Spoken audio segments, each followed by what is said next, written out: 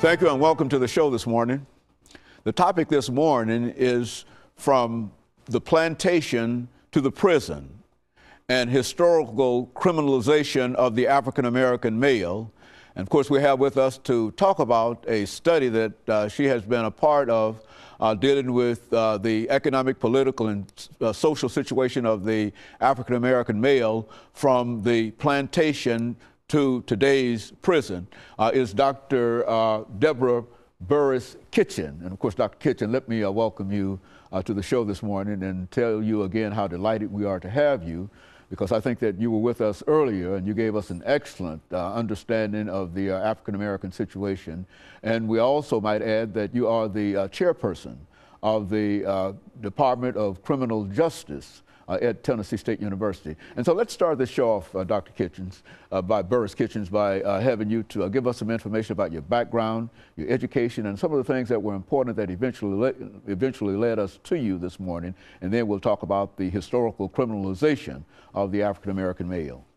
Okay, well, I grew up in Indianapolis, Indiana, and went to Indiana University for my undergrad and finished up at Indiana University in Fort Wayne.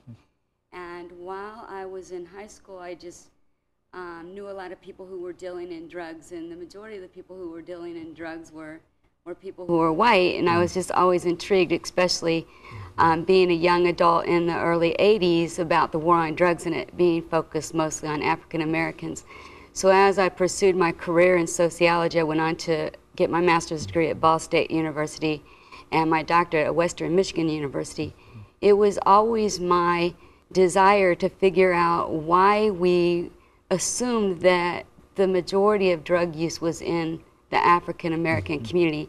And my dissertation was actually titled Sisters in the Hood, and I was looking at female involvement, African American female involvement in the war or in the drug trade and joining gangs and setting up their own gang cultures and things like that. So the reason why I really pursued my education in sociology with a focus on criminology is because the war on drugs just has always intrigued me, especially coming of age in the 80s when, you know, that was the primary time at which the war was an all-out assault against primarily African American communities. And I did my graduate work in Michigan where, of course, the all-out assault was taking place in full force in Michigan itself. So and then I went to Los Angeles to teach at a private liberal arts college out of grad school.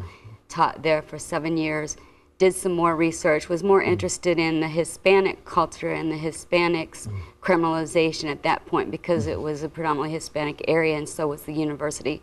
So I kind of looked at, okay, how are Latinos criminalized as well? And I taught ethnic relations, which gave me a good opportunity to dive into kind of the histories of different ethnic groups and how they have been criminalized and treated and stereotyped throughout the American history and the American justice system. And then, of course, I came to TSU in 2001, and being a predominantly African-American university, I got back to pursuing my interest on the history of the criminalization of African-Americans, and have since done a couple of publications, and one in an African-American handbook that was edited by Dr. Robert Hampton, who's one of our colleagues at Tennessee State University. And I just finished up this work that you discussed earlier in the introduction that I just submitted for publication. I'm not sure how that's going to come out yet. Let's look at that, Dr. Burris-Kitchen. We talk about from plantation to the prison. Let's give our audience some ideas, and I'm not exactly sure how much time we have in this first segment yet. Let's give our audience some idea about the criminalization of Africans during the slavery period, on the plantation situation.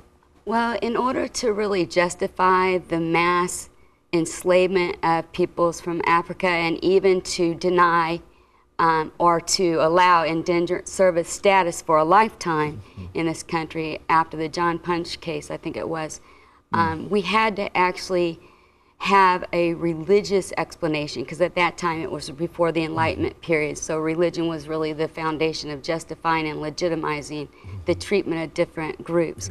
So through the religious justification, through the curse of Ham, we basically, European Americans said, well, African Americans aren't as human, they they have to be forced to work because they're basically inherently lazy. They're non-Christian, so they're obviously evil or different or bad.